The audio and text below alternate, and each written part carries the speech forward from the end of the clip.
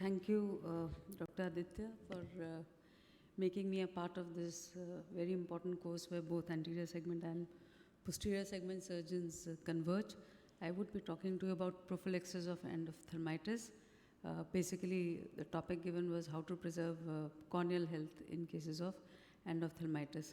So we all know that although there is a decrease in incidence from 1 to 0.05 to 0.1% over the last decade, but still whenever endophthalmitis occurs, it continues to be a nightmare.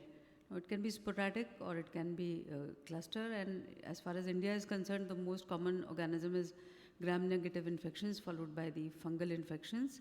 Worldwide, coagulase negative staph aureus, streptococci, gram-negative bacteria, pseudomonas and fungi are common causes.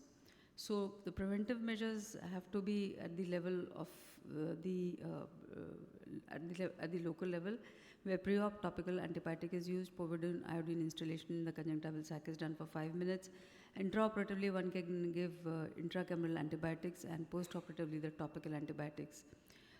There are various kind of antibiotics, but classically nowadays we use fluoroquinolones, and the routes of administration which are used are topical and intracameral, and the timing, of course, has been discussed. So the prophylaxis of endophthalmitis occurs right from your operation theatre, because the theatre layout has to be appropriate. Patient screening and precautions, general examination, ocular examination, OT preparation, and the post-op measures. Of course, there should be a dedicated functional eye care facility with separate emergency OT and separate septic OT, and thorough checkup of the patient pre-operatively should be done for blood sugars, as well as check for systemic illness, especially diabetes, and any other systemic illness that can compromise the patient's ocular health or systemic health post-operatively. In the ocular examination, it is important that you do a good slit lamp biomicroscopy before taking the patient up for surgery. Then patency of the NLD is important. Syringing nowadays we don't do on the day of the surgery, and lid conditions, sac-related conditions, etc. have to be treated first. And all investigations, including contact biometry, should be done at least should at least be 1 day prior to the surgery. Avoid any contact procedures on the day of surgery. Pre-operatively, we do like to start topical fluoroquinolones 4 to 6 times a day. At least 1 day prior, we start, some people start 3 days prior. And written informed consent should be taken in all the cases, and ocular and facial hygiene is important. So one should know the handing and the gloving methods to do it. I think during surgery, the most important thing is that the wound should be stable and leak should be sutured to avoid any hypotony, and topical fluoroquinolone should be instilled in the conjunctival sac. Now, there is still some pros and cons of giving intracameral antibiotics. Some people like to give in all cases and others only in complicated cases. And post-operatively, of course, the fluoroquinolones are given 4 to 6 times a day for 7 to 10 days, and steroids in tapering doses for 6 to 8 weeks, and regular follow-up is required. So there can be early symptoms of pain, redness, water discharge, sudden blurring of vision, floaters and flashes, and signs of circumcorneal congestion, AC cells and flare, hypopyon, and reduced frontal glow and vitreous exudates. Now, in 2007, for intracameral antibiotics, 30% of the respondents used intracameral antibiotics as per the AICRS survey, and this increased to about 84% who said that they would use if there was some approved formulation which was there, which would be available. Corneal incisions may permit influx of fluid during surgery even after hydration of the main incision and side port, and one has to be aware of this. And posterior capsular tear is one of the strongest risk factors for infectious endophthalmitis. These are the various drugs which have been tried intracamerally: cefuroxime, moxiflox, vancomycin, and cefazolin. And if we look at the ESCRS study, the rate of endophthalmitis did decrease from 0.3 to 0.062%.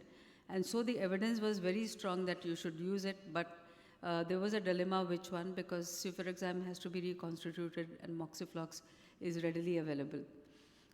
Vancomycin was used earlier, but this study showed that there can be vancomycin-associated hemorrhagic occlusive vasculitis. And then subsequently, there was a study on 1 lakh patients and then on 6 lakh patients, which showed that the endophthalmitis rate did decrease after intracameral moxiflox, and PCR increased endophthalmitis rate by 7 times. So there was a strong evidence that at least it should be used in these cases. Then subsequently, there were other studies which said that moxifloxacin was safe. This was a study from Japan. Then there were parameters which were evaluated were in terms of endothelial cells and corneal thickness, which also showed that there was no change in these parameters or AC reaction or intraocular pressure with intracameral moxifloxacin. So this was the first survey that was done way back in 2017. And this survey did say that about 50% of them did not use intracameral antibiotics at the time of the survey amongst the All India Ophthalmological Society members. If you look at and compare it with the ASCRS survey, important thing is that in the AIOS survey, moxiflox was the preferred drug to be used, whereas in the ESCRS survey, it was kind of split between cefuroxime, moxiflox, and vancomycin. And vancomycin, cefuroxime was the least preferred drug because of the fact that it has to be prepared in the ocular pharmacy. Now, the only randomized control trial which I saw was this one with 3,640 eyes, which showed that there was no significant difference in visual acuity, endothelial cell loss, IOP, or corneal thickness, whether you gave it or not. And this was a very nice survey which was done by Dr. Aditya Kelkar's group, which again showed out of 1,804 total respondents that 58% were still using routine intracameral antibiotic.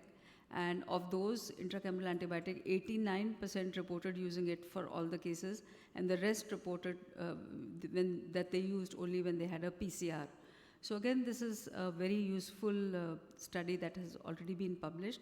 Now we are doing a randomized control study at RP Center and Sadguru Netra Chikitsalaya Chitrakoot, and this is our interim analysis of 8,000 patients each in that group. We have to complete a sample size of 22,000, and we are short by 1,000 as of now. So in the interim analysis that we did, which was of 8,000 patients in both the groups, we did not, as far as the age, gender, and type of cataract was concerned, it was well compared, and so was the intraocular pressure, visual acuity, mean endothelial cell density, and pachymetry. Even the incision size, incision type, location, IOL optic, IOL haptic were comparable. And the post-operative parameters, the visual acuity, IOP, endothelial cells, and corneal thickness, as well as systemic adverse events, was also found to be comparable. Now, out of these 16,000 cases, we had 14 cases who had endophthalmitis in the intracameral group and 24 in the control group.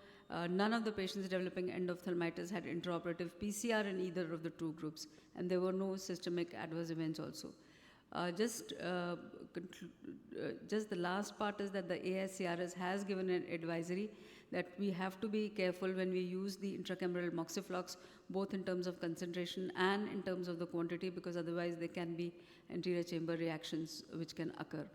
So to conclude, intracameral moxiflox is safe and efficacious in prophylaxis of endophthalmitis after cataract surgery till the evidence that is available, and additional use of topical antibiotics is needed to validate, is obviously required for this, and we cannot do without it. Now, the only reason perhaps why we did not get any significance in our large cohort was because of the fact that ours is a tertiary eye care center and all the surgeries were done here, unlike the data from the Arvind Eye Hospital where the surgery is done in a outreach kind of a setup where they go out and do the surgeries. So I think it will take about two more months for the compilation of the results, and very soon in the largest randomized control study we will be coming out whether intracameral moxiflox should be given or not. Thank you very much for your kind attention. Thank you, ma'am.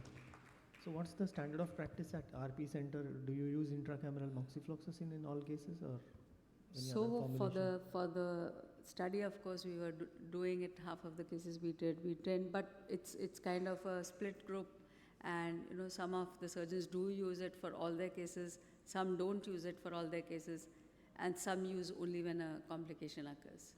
So in our settings, what we are doing is we use a diluted moxifloxacin. We take about 0.1 ml of moxifloxacin, dilute it with 0.9 ml of ringer lactate solution or BSS solution, and then use 0.3 of that intracamerally at the end of the surgery.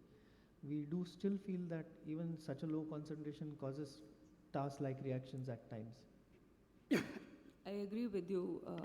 It does, at times get mixed up with the post-op uveitis kind of a picture. And that is why I think all of us are not giving intracameral moxiflox. Right. Dr. Sangeet, you have something to add? Thank you. Is there any role of intrastromal hydration with moxifloxacin? Like in our hospital, we are doing an intrastromal hydration. Yeah, I do know that when vancomycin used to be given, so intrastromal vancomycin, some surgeons used to inject intrastromally when they hydrate the wound. But we don't give any intracameral, intrastromal moxiflox. See, I think there are too many ifs and buts to it because, okay, you are giving moxiflox, you don't know how long the effect is going to last. Number one is this. Number two, you really don't know. You're giving it prophylactically, and so you really don't know what the organisms are and how they will change over a period of time. And the newer drug which they are advocating now for giving intracamerally is levofloxacin, 1.5% because that's readily available, and it is at a higher concentration, and it doesn't have any endothelial side effects or toxicity issues also. We also studied levoflox both for bacterial keratitis as well as we are going to initiate a trial for intracameral use also. But let's first conclude this and see whether it really helps or not.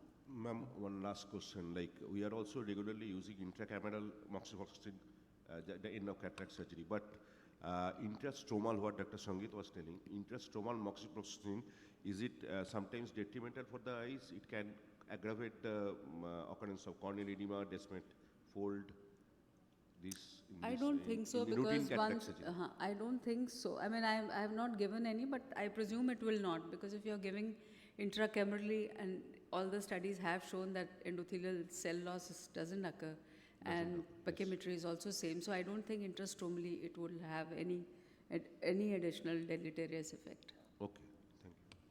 One last question is that when we do vitrectomy for endophthalmitis patients, sometimes the cornea is very cloudy, and we tend to scrape the corneal epithelium, and then we add on the bandage contact lens in such cases. What is your recommendation? Should we use bandage contact lenses after scraping the cornea in endophthalmitis patients? Is it a good idea or not? Okay, so that's a tricky call, but I would say that in case you do need to use because it's kind of hazy. I know that it is going to be difficult, but I would rather go for tassoraphy than to use a bandage contact lens. But having said this, I think you would have more experience in using bandage contact lens, because that is a compromise kind of a situation. And if you use BCL, then there's every chance that there may be some amount of infection. Anything else? Thank you, madam.